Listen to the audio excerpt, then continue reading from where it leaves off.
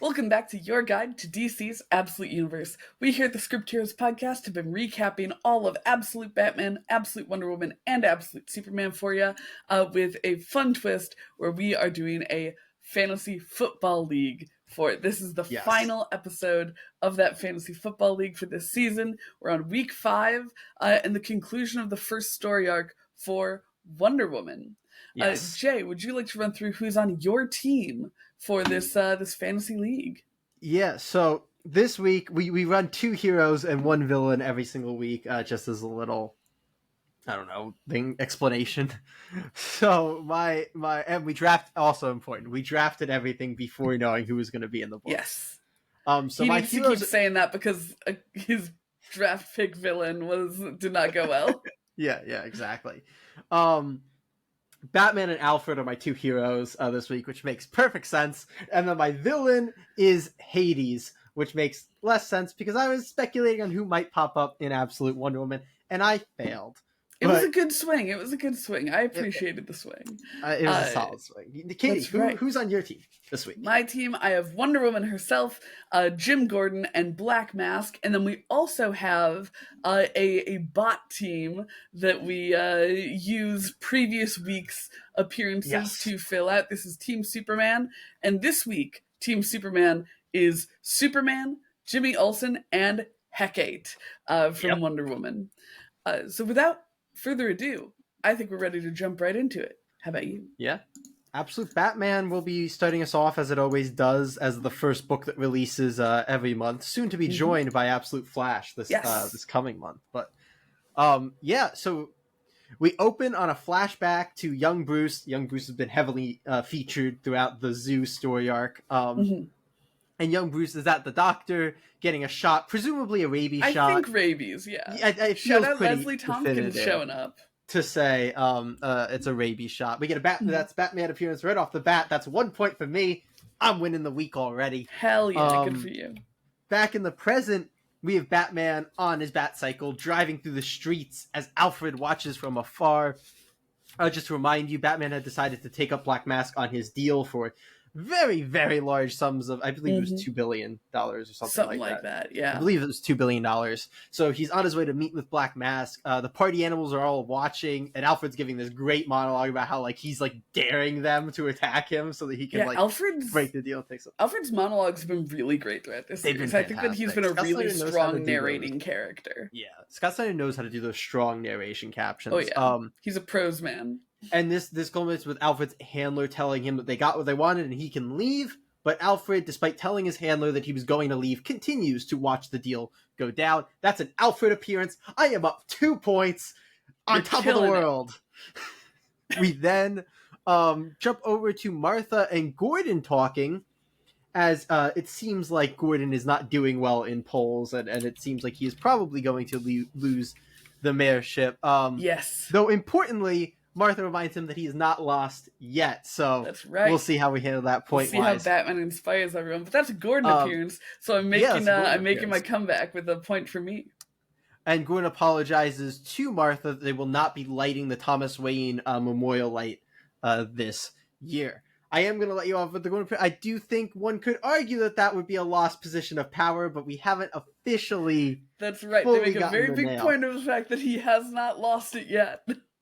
Yeah, even though the writing is on the wall. But also the Batman is out in the street getting ready to inspire people, so you know. And in another flashback, we see young Bruce and Gordon talking at Thomas Wayne's funeral, and Gordon tells Bruce that they're going to close the zoo and replace it with something practical. Once again, in these flashbacks where we're getting the stuff that is a little bit odd for the actual context versus the obvious how it relates to the Batman of it all. They give a lot of power to this child and how he feels about the zoo and what that means to the town.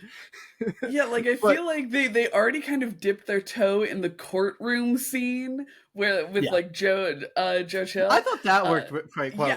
That worked really Yeah, well. yeah, But I'm like, yeah. I feel like this is one where it almost would have made sense also to have Bruce in a courtroom. If they're like, tell Yeah. us, young man, why do you think that the zoo should be demolished after this? It also feels weird that the zoo would be because like to it was blame? a shooter situation. Yeah, it's not like an animal got out. Yeah. Like, this is not the zoo's fault. And also, like, this is not Bruce Wayne, son of billionaire socialites No, Thomas and Martha no, Wayne, who could be like, no. just bulldoze the No, zoo. young Bruce has a weird amount of importance placed on him that does not feel realistic outside of the we know he's Batman of it all. Mm-hmm. But in any case, back in the modern day, Sionis and Batman both appear at this meeting, and as they're talking, Batman tells Sionis that he's already spent is it $2 million or $2 billion? I wrote $2 million, but I thought it was actually billion. I think it might be millions. Sorry, 200 million. There you go. There you go. In between. 200 million. And yeah, Batman tells him that he already spent it. Sionis goes down like bat computers, bat cycles, bat planes, and Batman tells him no, he didn't spend on any of that. He built this gigantic bat signal in which the cash is blocking out the light to make the bat. I thought that was the Thomas Wayne light. I believe it is the Thomas Wayne light, but he made the bat signal out of the money. He made the like.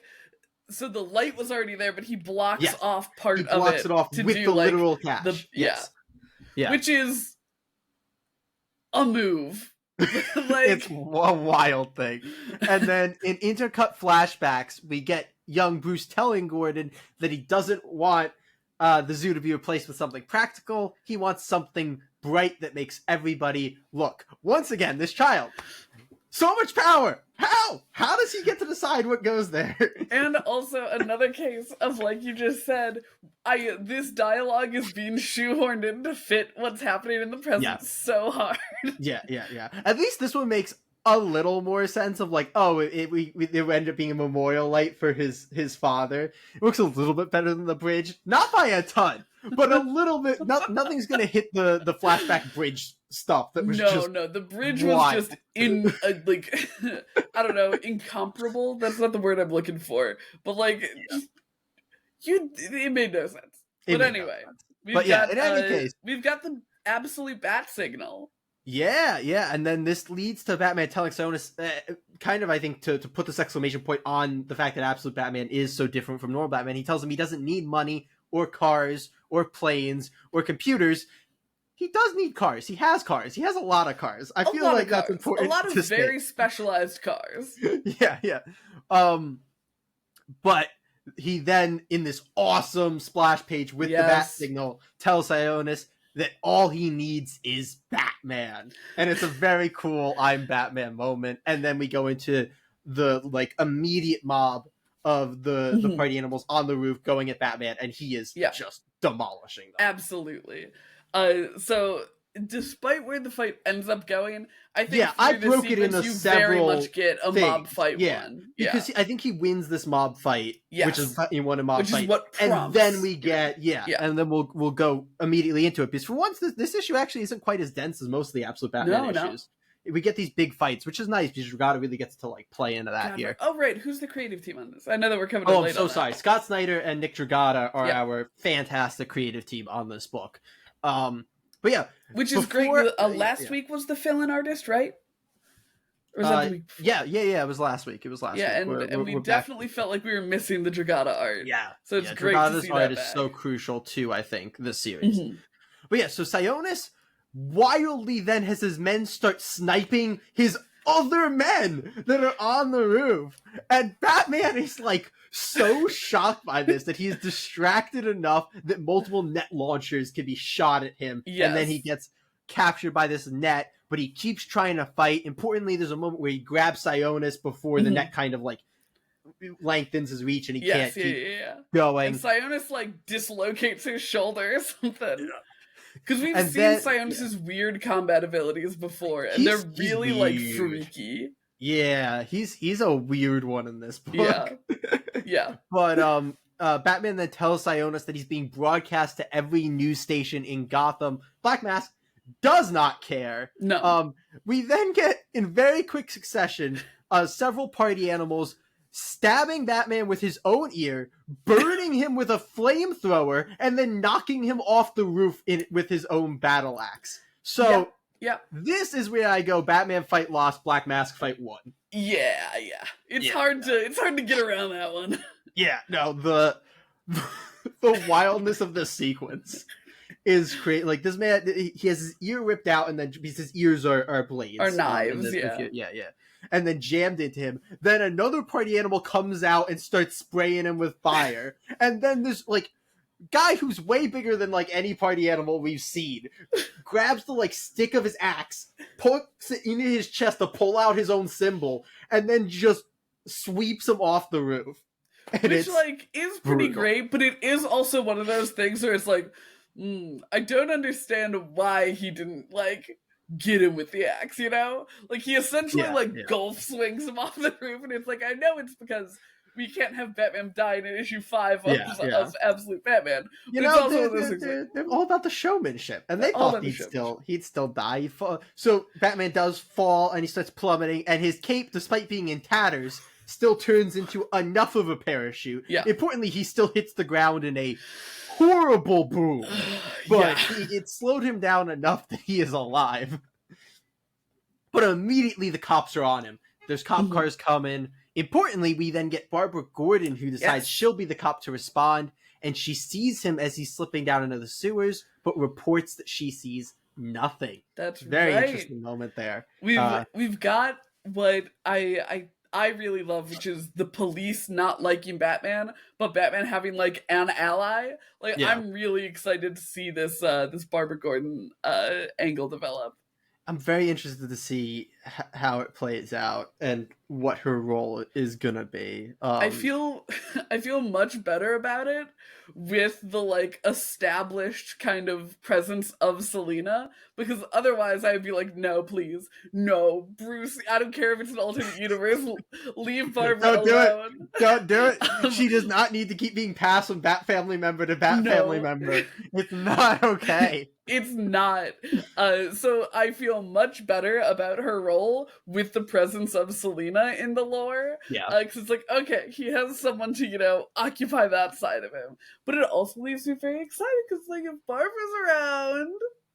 Or they just go full love triangle with Batman and Selina and No, it's okay because Barbara's around. That means Dick is around. So sure, yeah, that's exactly can go hang out with him. Mm-hmm. So in any case, Sionis uses, once Batman's gone, he continues to use this broadcast that he has to give this speech about how people should stop struggling and just kind of accept the death of the world. He compares it to pigs that he used to slaughter, who apparently got a moment of intense pleasure if they accepted that they were going to die. Yeah, like hit the hedonistic part of their brain. Yeah. And then he offers to all of Gotham the offer that he made Batman to sort of join up with him. And we get at the end of, importantly, I'm jumping over a scene because I'm putting this all together despite the intercuts. The final, I'm just saying it because I'm going to say the final moment of the book and then jump back. But the final moment of the book is Babs and Gordon kind of standing off with a group of party animals, which is I thought that was Martha. Was it? I could be wrong. Oh man, maybe I thought that was him and Martha. Did not look. I could very much be wrong. She's cloaked in shadows for so much of it. I think you're right though, because of the one panel where you can see. I think they had already been hanging out. They had been. Interesting. Yeah. In any case, we get them faced off with the party animals, and then importantly, in the page that was intercut between those the like fray as Sionis' speech went through the whole thing. Scott Snyder loves that type of stuff. I love too. We get a scene. We get a scene in the Batcave of Alfred approaching a heavily injured and bandaged up Bruce, who is hooked up to 2 blood bags and is currently stitching himself up. Bruce asks Alfred to help him set his arm, which is dislocated, and Alfred said he's done helping Bruce, and whatever comes next is all on him. Yes. Which is such an intense ending. It's also really exciting when the stuff we get with Gordon shows that Black Mask has set up like a bunch of like weapons caches around the city, because you see Gordon looking at one and then you see more stacked off to the side. So Sionis' plan is like full anarchy in Gotham, which is so fucking exciting to me. He's trying Like, to just recruit yeah. all the peoples, and we know that the masks like give people like quests, like bounties essentially. and stuff. Yeah, exactly. So he's just trying to get as many of these like little foot soldiers all around the city. It's terrifying, but awesome. And really fucking cool. Yeah. I feel like that's what Scott Snyder has, like, he's so good at having his like finger on the pulse of Gotham. Like his Batman is so intimately tied to Gotham, no matter what fucking book he's writing. And so he does such a good job of making like the stakes so insanely high for a Batman book, because like the most important thing to Batman is the city, and you know the fact that the city is in such, it always does feel like the city is in danger, you know, like the very fabric of Gotham, and that's what they're doing here, and it's really fucking effective. But we're coming out of that issue with Batman with an appearance, a mob fight won, and a fight lost. So I think Batman's coming away with 4 points. Alfred has 1 point for his appearance. Black Mask has his appearance and his fight won, so he's coming away with 6 points. And Gordon did appear and hasn't quite lost the election yet, so he's sitting at a +1. Yeah. A rough week for Batman. He's normally a very high scorer. Yeah. 4 is a little low for him. Yeah. It's rough. He didn't get the end of his arc, you know. He has a couple issues left in the arc, so that's brutal. It's tough. Yeah. But I've been really enjoying Absolute Batman. I think that it's been very good. Like it is the book that feels like it makes the most sense in the Absolute universe, which you know tracks since Scott Snyder made the universe and shit like that. But he really, you know, you get the sense that he had this idea and then said, let's make a universe out from there, whereas the other two kind of come in from a sense of like, oh, we have this alternate universe, how do we want to change the character? It's so well done in like all the ways. The flashbacks are a little bit on the nose sometimes, but that's like the one weakness in this otherwise stellar series. Dragata is just killing it. I was gonna say, that man packs the page constantly, and like so even in a book where like, so many pages are like given to the fight, because usually it feels like, oh, it makes sense because there's so many scenes, and so when he gets a fight scene, it's only like a couple pages, so it makes sense to pack. This time he gets like a solid 2/3 of the book for this fight scene, and he's still packing these pages with 15, 16, 18 panels. There's a reason every fight feels like a mob fight. He does such a good job with that. I think he also does such a cool, and like it's a really unique thing as well. I at least, you know, in my experience, he does such a good job of insetting just kind of like random borderline graphic panels. Like when Bruce is getting his rabies shot, there are like little panels cut in there of like bats attacking, like clearly from the bat attack. There are panels cut in with just like, you know, little it's so weird because it's like non-sequential, but it adds to the page as a whole. You know what I mean? He does like those little flashbacks or sides or like other people's views. Like there's all these things he'll like just stick in these like little panels all over the page that he peppers in. The man, unless it's a splash page, which he does do, the man does not know how to do a low panel count page. And I support him wholeheartedly. It is all either it's splash or you're getting like minimum 8 panels. Yeah. And like they're so cool. They're so good. And they don't feel like they're crammed in there or anything. No, every page feels like a work of art.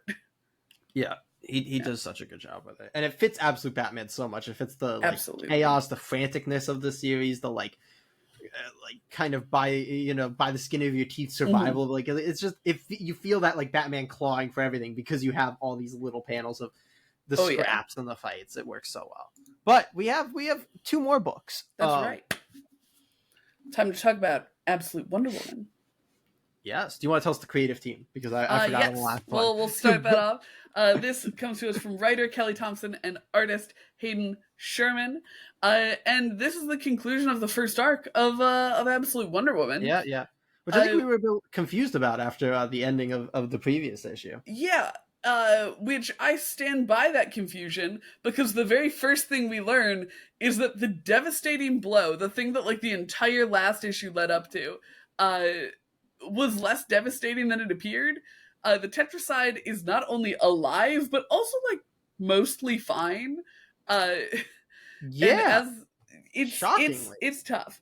So Diana is there, so I do get a point for her appearance, but I gave myself a -10. That's what I wrote. Yeah. I wrote supervillain unthwarted. Yeah, -10. Like straight up, there's no way around it. She just it fully looked like she had thwarted her supervillain, and she did not. Yeah, wild way to end the previous issue, just to be like, lol, nope. It was okay. To the lol nope point, literally the first fucking line in this book is Diana saying, well, I wasn't expecting that. It wasn't expecting that, actually. Oh, it wasn't expecting that. Yeah.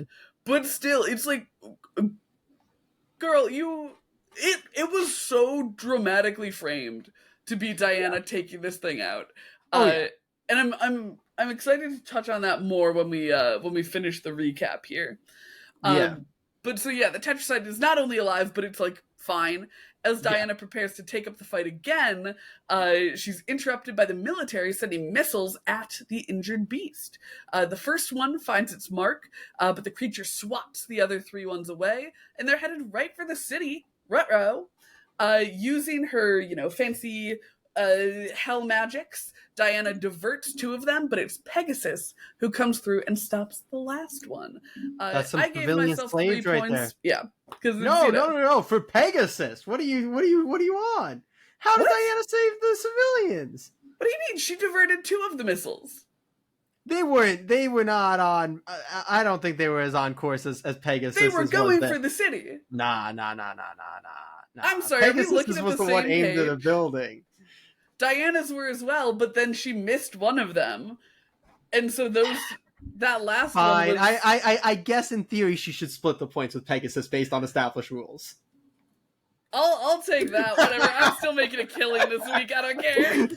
You're getting the thwart when I don't get a thwart. I get the thwart, and I got Black Mask's like big defeating of Bruce Wayne.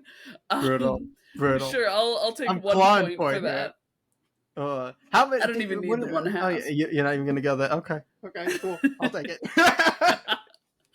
But yeah, so she redirects those and is like, "Hey, military, please don't do that again." Which the funny thing is, she does say it like that, which is she literally does. So we talked last issue about the character interactions in this book. Yeah, and they get a little worse in this one, even in my opinion. Yeah. I also now feels like as good a time as any to talk about the fact that it's like a microcosm of the macrocosm of the ending of the last issue. The missile thing is introduced, and like, frankly, it looks like a good thing. The first missile hits and like explodes in the Tetracide, and I was like, oh, cool. Maybe this is going to be like her and the military teaming up. Because that it would make sense. They had their conflict before. Steve can like talk sense into them or whatever. But no, she's immediately just like, oh no, this is actually a bad thing. Because the Tetracide like scares them away. He like swats the missiles so they go for the city. Yeah. And then that is like immediately resolved with no issues. Like Pegasus doesn't even get hit by the missile. He just like blows it up with his fire breath. And it's like, I feel like this book has a really bad problem with introducing danger really quickly, and it's never danger that like comes from anywhere, like it's not like Diana's ego made them shoot at the Tetracide or anything. She's just so reactive, and then she gets to resolve these things so quickly and easily. There's no... It's because like you get away with one, but it has both of... There's no tension in like the danger, and there's no tension between her and other characters. Yeah. So she's kind of just like going through and stopping things, which gets a little old after 5 issues of it. Yeah, fully agree. As someone who's like Team Wonder Woman, and also a big fan of Wonder Woman. It's just not great superhero writing, in my opinion. Like, Agree. everything just feels so easy for her, and Yeah. it's not like it's easy in the same ways either. She'll just always have another trick to pull, and it's like, okay, we've been in this specific fight for 5 issues, because it's all happening over the course of a day, if we're being generous, a couple hours if we're being realistic. And it's Yeah. like, okay, she's just pulling all these things out, and it's Yeah. not like she goes and prepares them or anything. And I think that it's something that's just become a worse and worse problem the longer I agree. this arc went on. But that's just my 2 cents. We jump to Maybe 3 flashback, which is one of the main framing devices of this series, where we see Cersei and Diana in And hell I'd say together. the highlight of at least the last couple Yes. issues for sure. Fully agree. Because Cersei is a character that she does have friction with, and it's like an interesting relationship, and they do have And the really world great building interactions. in the flashbacks is so strong, Yeah, especially comparatively to the present day. exactly. But in this flashback, Cersei bequeaths Diana's magic lasso upon her. This lasso called Sacrifice. I think it's also called the lasso of transmogrification. I remember them calling it something in the first issue, and the word they use here is transmogrification. they mentioned transmog. I'm like, it's a dumb word. It's a silly word. They mentioned that multiple times. So yeah, I believe think it, instead of the lasso of truth, it's the lasso of transmogrification, which I do think is a neat twist on the lasso of truth. I like it. You'll transform into what you truly are, type of thing. But we'll I like it. pin in that. So she gives Diana this weapon. Diana uses it to defeat a harpy, which is, I believe, fight 1 for Diana, defeating the harpy. Yeah, I'd say so. Love that for her. I don't have a way to try to spin that one, unfortunately. And Diana finds that the lasso is cruel to her. Like, we know that it transforms things when it holds them. We don't get to see what the harpy transformed into, which was a bummer. Because like Diana has this really severe reaction, and I'm like, it was already a harpy. What would have like made it worse? I don't have the answer for you. But this creates tension between herself and Cersei, because Cersei has given her this cruel weapon that Diana disagrees with. I believe it's Athena who comes to talk to her, or is it Hecate? I thought it was Hecate. I thought it was Hecate, and then the rest of the issue made me think that actually it might have been Athena. It is not stated, she just calls her goddess. I assumed it was Hecate because it was Hecate last time, and it looks the same, right? I guess it's tricky, but I think that I thought it was Hecate at first, and then I read the rest of the issue, and they talk a lot about Athena, and Athena not like guiding Diana astray, and I was like, was that supposed to be Athena actually? I thought we were just talking about Athena because of the other thing that happens. Yeah, but I thought that they were trying to do a parallel with it. But in any case, we'll give the bot the point for Hecate's appearance. Yeah. Because I think it's her. It just gets a little confusing because they don't refer to her by anything but goddess. And she talks some sense into Diana. She's like, well, your mother was made cruel by the world. And that's, if she has given you a cruel weapon, it's because she knows you'll need it. And that very much works. And Diana and Cersei have a nice moment, which is again kind of conflict happening and then resolving quickly and easily to me. But this one was less it is Hecate. I've confirmed by going the character awesome picture. Yeah, anyway. Love it. Thank you. The text was confusing later, in my opinion. But in any case, she makes up with her mom and kind of defers to her as like, teach me how to use this, which is when we cut back to the fight against the Tetracide, where Diana uses the transforming power of the lasso to change her own form, wrapping it around herself and turning it into like a giant kaiju-esque Medusa. The transformation sequence, by the way, Hayden Sherman, you killed that. So good. Sick. Throughout the book, we have more of these like really nice like just unique page layouts from Hayden Sherman. They do such a good job with that. This layout's good because she's bent in the one panel, and then the panels follow the curve of her back. Yeah. Just Yeah, so it's super duper rad. creative. Super, super fun and rad. And like Pegasus continues to look super duper rad in this book. And Diana's design continues to be super duper rad. Yep. Even though her arm is back. I still don't know why they did that. Yeah, but that's fine. So she turns into this giant Medusa. And while Minerva, no, yes, Cheetah, I forget her actual name. I don't think they call her by it. Is it Minerva? Think so? Miranda? Minerva? No, it's something like that. In any case, Cheetah and Diana's other friends, including Steve, are chatting about had up the character list too. Are talking about the legend of Medusa. She was raped by Poseidon, and then Athena turned her into a Gorgon. Yeah, so it is she Minerva. would, turn people to stone with her gaze, which is great because now that Diana is a giant Medusa, she turns the Tetracide to stone. That's a supervillain thwarted.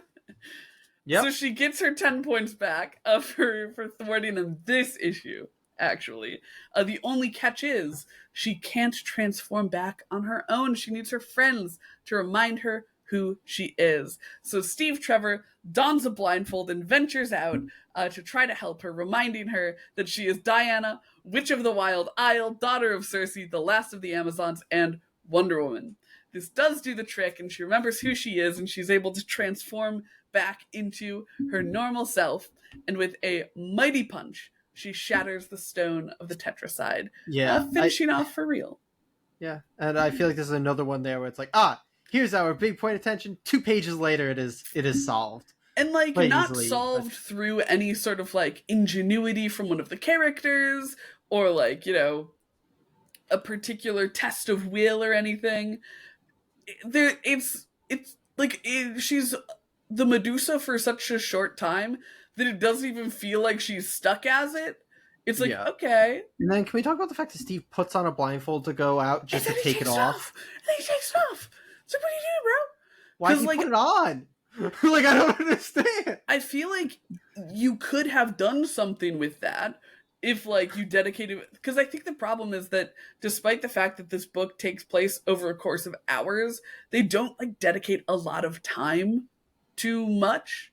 Nothing really gets them to be a moment. So you feel like there are all number of ways that you could have made it. So Steve does the protective thing. He puts on the blindfold, and then when he gets out there, he needs to take it off to get to Diana, to reach her, or something. Or you could have laid some groundwork of them having meaningful eye contact throughout the rest of the book. The way it's framed is he wears the blindfold until she looks at him and then takes it off. That isn't just...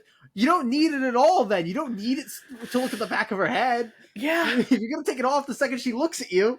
And it doesn't really feel like she's a threat as Medusa. She kind of just does it to the Tetracide. And I do really like the art of the panel where they make eye contact. I thought that was absolutely gorgeous. My qualms lie more in the form rather than the structure rather than the way that the art looks on the page. Yeah.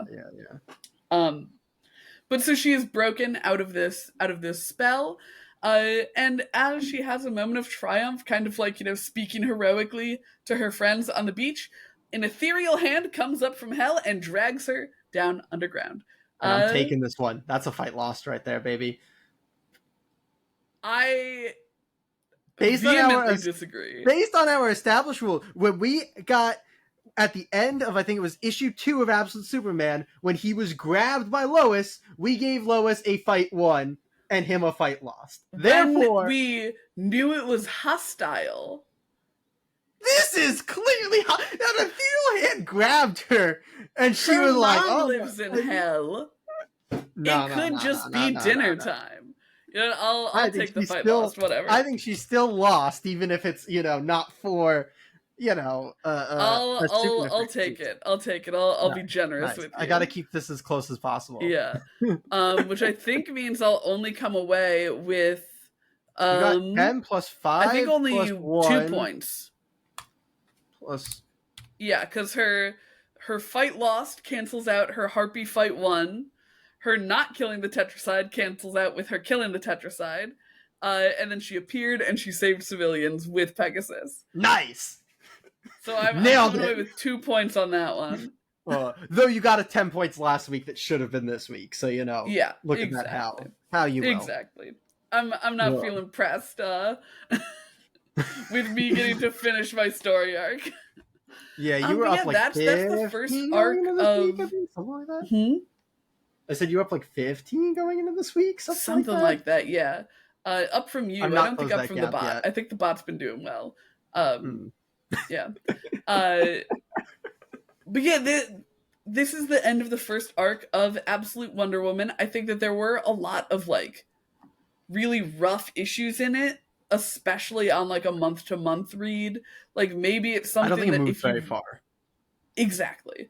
Like maybe if you read it all in one sitting, it would feel less, less like time should have been spent elsewhere.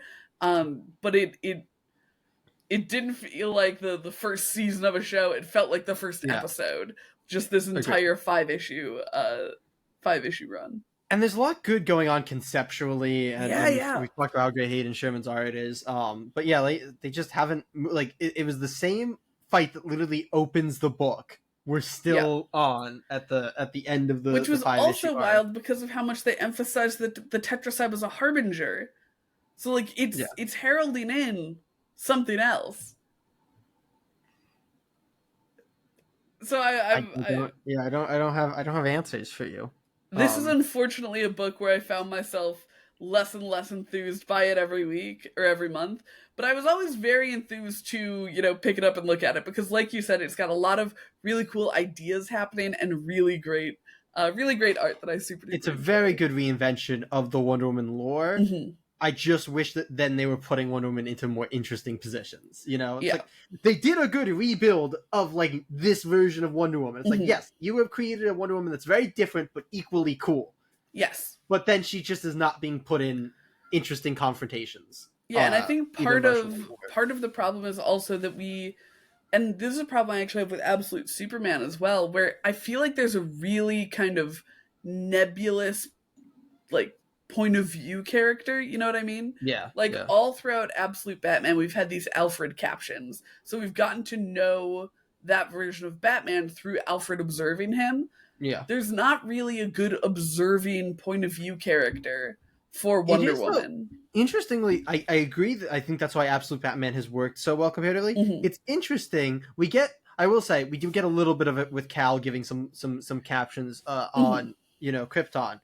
It's interesting that we don't, with any of these 3 books, really follow the main character all that closely. It's something I was thinking about this week, where I'm like, we're really removed from characters.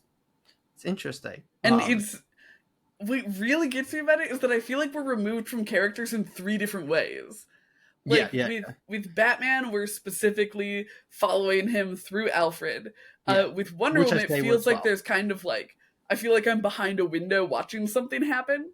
And with Superman, I feel like I have people talking at me from like 7 different angles. It jumps back and forth. It's like some issues, yes, you will get Cal's perspective, and some issues, Cal will barely be there. And the thing is, it's also we'll get to it with this coming one. I feel like this is the first one where it really felt like Cal's perspective. We got it in the Krypton issue. Was all Cal's perspective. The Krypton issue doesn't count. I'm just saying that was an entire issue literally told by Cal. Like he was giving that is fair. I think that one's rough because it's like origin story essentially. No, fully, but that's why like it popped up where I was like, oh, Cal, we do actually have a full issue of Cal's captions, whereas like the other characters, we have not gotten captions from Batman, and I don't think from Wonder Woman, unless I'm missing a point where I don't think so. No. So. That's interesting. But anyway, let's jump into talk about Absolute Superman. But I'm coming out of there with 2 points from Wonder Woman, and Jay's coming out of there with 0 points from Hades. You don't know whose hand that was. Like that. That was just mean. You didn't have to. Here's the thing. You had to take that fight. Well, I mean, with how much you didn't know who the goddess it was, maybe it was Hades, and Hades is a woman in this universe. You should have pushed that angle before you told me it was Hecate. You fool. Yeah, you're right. You're right. I'm an idiot. But All right, anyway, let's talk about Absolute Superman. Superman. Yeah, Absolute Superman is coming at us from Jason Aaron and Rafa Sandoval. Yeah, let's jump right into it. We open back on Krypton after Yes. Cal has leaked the Science Guild's plans, which we saw in the flashback issue Mhm. of they were all going to leave the planet on the ships that they had been making. And him and his family have now been sentenced to death by the Science Guild. So we open on these troops coming to raid their home. Very intense Yes. opening Very moment. intense opening. They escape in this like giant, like quad wheeled, like crazy. Yeah. Not tank's the wrong word because we do see literal tanks later in this book, so I don't want to like throw out tank here. But this giant vehicle, they just plow over these troops on their way out, Which is pretty rad. Like, especially because we're seeing a little bit later on, we see more of the like red cape stuff that Rafa Sandoval does, and that looks so rad. And this looks pretty rad. It's a very high octane start for Oh sure. yeah, absolutely. That's a Superman appearance +1 right Mhm. off the bat. We then get Laura working on the ship to try and make room for more people to be able to fit inside of it. But Jor-El tells her that she has done all that she can and that the people they have will just have to be enough. And she is Yes. clearly not happy about this, but she understands that that Mhm. is indeed But the the situation. really great thing is that they kind of they set it up to feel like, I don't know, that it's just gonna be Cal and his parents, and then we do see that it's a bunch of their community, which is really nice. And I like that they Yeah. referenced the farmer who waves, because you'd be like, wait, I know that guy, because like he was at the start of one of the issues, and I thought that was a really nice. It made me emotional that he wasn't there, which I think was a really well done kind of set up a while ago, and then a little bit of a sad payoff. There you go. But Yeah. back on Earth, we have a very angry Superman plowing through tanks and breaking in to get to a group of peacemakers. He is enraged that Smith had killed, what was it, 23 civilians? Something like that. Yeah, he had just opened fire on him. Yeah. And he interrogates the peacemakers to try to get his location. All the while, Soul, which is his protective suit / the cape, everything like that, can't break through Lazarus' encryption to figure out where Smith is. Superman realizes that he has utterly terrified and beaten to the crap out of these peacemakers. Begging for him not to kill him, which really gets through to him. And he's like, "Oh, I'm a go." And at the same time, Soul tells him that he has learned of Brainiac, who maybe you wanted to pick Brainiac. Yeah, Brainiac is here. Oh no, I'm glad I picked Black Mask. who wants to speak with Superman, and in exchange, he will give him Smith's location. I think this is a Superman mob fight. One here. Absolutely. He tore through everybody right there. Oh yeah. But back on Krypton, everyone except Cal is in the ship, allowing it to bond with them and give them spaceships like Soul that we see in the present day. They're all getting that. But Cal is importantly the only one not on the ship, as he is saying goodbye to Krypton with Krypto. When suddenly the ground starts to crack around him and he falls in. And with no suit yet, he's in real danger before Krypto reaches out and is able to catch him. That's a named character saved for Krypto right there. Too bad nobody drafted Krypto this week. Unfortunately, we should have given Krypto to the bot at some point. I'm shocked that we never did. Instead of Jimmy Olsen. Didn't even show up this week. Yeah. But then back in Kandor, we see that riots have overtaken the city, and due to all this unrest, none of the Science Guild ships were even able to take off. Yeah. As the world is starting to fully explode in classic Krypton fashion. However, Cal and his family's ship is the one ship that does manage to take off. We see Cal comforting a kid even younger than himself before a giant piece of Krypton that importantly looks like kryptonite. It's this big green rock. Because they talk about these like parasites all throughout Krypton, and it very much seems to be like the origin of kryptonite. Which is very cool. And it smashes through their ship, destroying it. However, everyone's spaceship, spacesuit, the Soul, gives them these smaller ships that importantly look a lot like the traditional Superman pod that lands on Earth. A few ships are destroyed, unfortunately killing some people, but Cal sees that his parents and his Krypto are each safe in a pod. Importantly, And a little confusingly to me, his parents are in the same pod? But Crypto's not. uh yeah, a little odd. I But clocked they that all as get well, and I separated there. just chalked it up to, well, Lara L made the ship. Maybe she figured something out. So that her and her husband could stay together, but Not not their her son. son or dog. Yeah. But in any case, back in the present, on Earth, Cal tells Soul that he doesn't want to know where Smith is because he is scared of what he will do to him. And then Cal says he wants to be reminded of home, and he walks past a Smallville, Kansas sign. Yeah. I think you missed something important in there, though. We see Krypton, like, doing more exploding and stuff, and then we don't see Crypto and the House of I said L they got again. separated. I don't know if you missed. I must have just not clocked it, because, like, it very much seems like they might have, Oh yeah, I don't know if the implication's meant to be that they die. I would bet money that they didn't die based on the way that this went. I don't know. I think it's pretty unclear, because we see them, like, going through a bunch of and unclear this, in comic means alive. You do have me there. And like it feels like the setup here is for them to still be alive somewhere versus the normal Superman story of them being dead. Otherwise, you probably would have just shown them blowing up on the planet, not getting onto the ship or something. You've got me there, but I think very importantly is their survival is in question. So, like, Cal does not know, if they're alive. I'd say Cal doesn't know what happened to them, whether they're live, dead, indifferent, somewhere else. Indifferent? Yeah, they're just in the Phantom Zone. Yeah, they could be in the Phantom Zone for sure. Not dead, but they might as well be. But yeah, this was an interesting issue of Absolute. It was Superman. Kind of in the same vein as Batman. It was a lot less dense than it normally is. Yeah, Absolute Superman is weird. It like goes. It has a very weird like density for it. It really does. It's kind of all over the place. But very little happens in the modern day. Mm-hmm. Which isn't necessarily unusual for Superman. It dedicates but it's a lot that of time thing like Absolute Wonder where like it also just hasn't moved a ton in space. That being said, I thought this as an issue was actually really good. Like it was a very entertaining issue. It actually might have been my favorite issue of Absolute Superman so far. I think it's up there for me. I feel like there was it might have been the full Krypton issue that we also that is fair. enjoyed. That is fair. It does suffer a bit in the series though, because like I was saying when we were talking about how the perspective in Wonder Woman is, I feel like they're just setting up so many dominoes that are really taking their time to fall into each other, Yeah, it's the thing where like you don't really expect to get like this like this feels like when you have a book that's been going for 3 years and finally your big event's paying off and you're like, this moment, this couple of days will now take like 8 issues. But they're doing that like right at the front.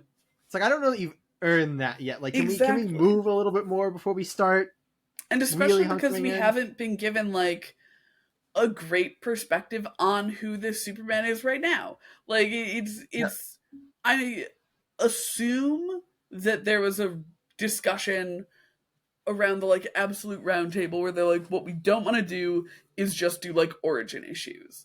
But I feel like they were also like, we want this whole first arc to feel like you're being introduced to the character, even though we're not doing like a quote unquote superhero origin story type thing. Yeah. And I feel like they didn't strike that balance super well. It's funny because I feel like Scott Snyder was the person who was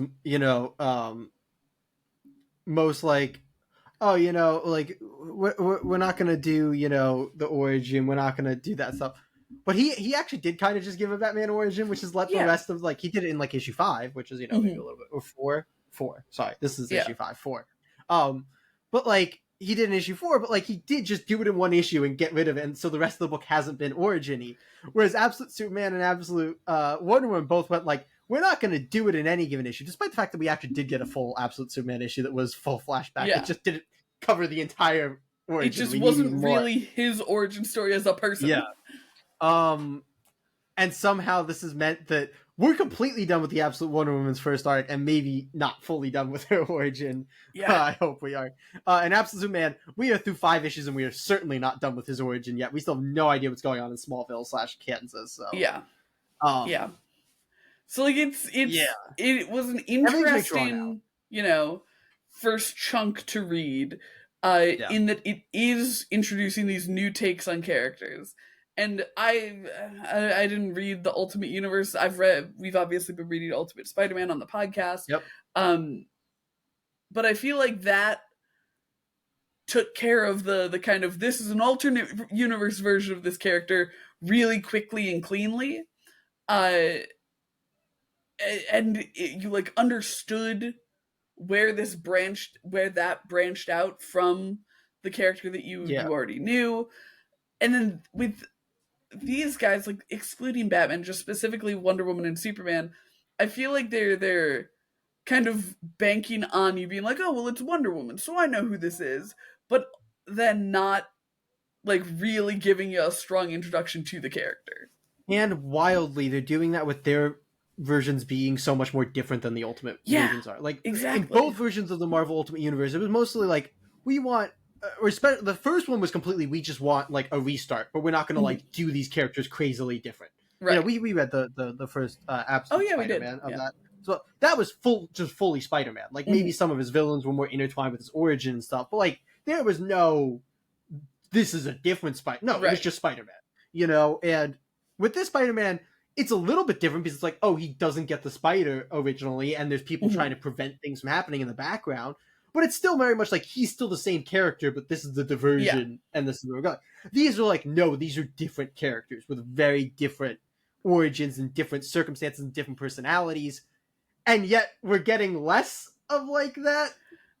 And it's very interesting. It's rough as an introduction to them because it's also like they're completely different versions, and I'm fully ready to buy into that. But I feel like they're still saying, "But you know how Superman is." That's the crazy. Like it's the, you don't need their origin, which I can somewhat get for the Batman because again, like his isn't that different to where I'm like, well, like especially with Wonder Woman's being completely different. Superman's still, I think, different enough with him being on Krypton. I'm like, you could have just started at the beginning and taken us on the journey. We would have been like, but I've already read this, that. Like, no, if you just started me with young Kal-El on Krypton, I would have been like, oh, this is rad. Like, let's go. Like, I don't know this story. Diana in Hell. Yeah, exactly. It's like, I don't know those stories. Great. I am fine starting at square one with these characters that are so different. Mm-hmm. But they like bring these characters from other worlds, whether that be a literal other world or hell, and they're like, and they are in city in modern day. And Superman's not even interacting with characters, so it doesn't feel like we needed it to happen this like it feels like, oh, we don't want you to see like really his full personality or his full things until you get all the origin. It's like, then just start there because then just start with the origin because we got to issue 5 and I don't know any, like I feel like this issue I was surprised by how much Cal was talking. Yeah, he doesn't usually talk this much. Yeah. Or like in these coherent sentences. Yeah. But the interesting thing is, like I said with Wonder Woman, again, conceptually they're so great, and even like on an issue to issue basis, to with some things of like low stakes or certain moments removed, like they're so competently made because they have these like such all-star creative teams that are like, they know what they're doing. You're never gonna read a book by Hayden Sherman or by Scott Snyder, Nick Dragata, or Jason Aaron, or Rafa Sandoval, or Kelly Thompson, and have them be like, oh, poorly made. They don't know what the fuck they're doing. Like, no, it's like, no, this is good, and they know what they're doing. It's just sometimes you're like, as a universe, maybe, and I wonder if some of that is because not to like be an editorial defender here, because we've read some shit where editorial gets, try to read any X-Men at Marvel and you understand how editorial can be a bad thing. I wonder if there is an issue here of too little editorial on massive characters. Because I think this is a lot of Scott Snyder just being like, if it sounds like a good idea to me, you can do whatever the hell you want. And I'm wondering if that's actually not working out great for this brand new universe. Yeah, which is tough because I feel like in terms of books where I'm like, oh, I'd go back and reread that. Obviously, Superman and Batman haven't finished yet. I'm sitting at a 1 out of 3. Uh, like the Batman one Yeah. has been really great all the way through consistently with no major problems, and then the other two, I'm like, I probably wouldn't recommend these to people. Yeah, that's where it's interesting though, because like I feel like Wonder Woman and Superman have had like almost opposite arcs to me, to where like Superman I thought started really really poorly. I was not a big fan of the start at all. But it's pulled me in a little bit more, but I'm just like, I need Superman to like start doing things. But I'm like, maybe when Superman starts doing things and like we actually have him and Olsen and Lois together, and like we have that cast, maybe then it'll get really, really good. Whereas Wonder Woman, I'm feeling the opposite, where like it started with so much potential, and I was like, oh my god, this is rad and it looks great. But as we get Wonder Woman doing things, I'm like, oh, are we just never gonna get any tension with her? I'm a little concerned there. I'm very much like, I'm still very open to this universe in general, because it's such a new thing, and they're working out the kinks and all this, and they're gonna have like, they have the new books coming in, they're gonna have new team books coming in. I think Scott Snyder said he's writing the first crossover right now, which is the Trinity. So that's like crazy. We're gonna have a Trinity crossover at some point. So I'm very still open to the universe and excited for the universe. But same, absolutely. I think we need these books to get to like their, not necessarily their status quo, but like their starting point. You know, it feels like we're still trying to get to the starting points. Feels like we're still getting our legs under us, and I'm like, nope, those legs should have started out under us, actually. Yeah. And by the end of an arc, they should be firmly under us. Yes, yeah. But yeah, those were all of the issue 5s of DC's Absolute Universe. Do we want to go through some scores here? Yeah, I already filled them in for us here. For me too? For you too. I filled it in for everybody. I'm just that nice. Okay, we'll start with me, and then we'll go to the bot. With the bot. I feel like let's start with the bot. I was doing it in an order for a specific reason, but we'll do it this way. Oh, there we go. This is correct, right? This is the correct thing here. Yes. Okay. This is week 5. We'll start with the bot. The bot got 10 points this week. Yes. Sorry. The 9 was throwing me off. It was highlighted for whatever reason.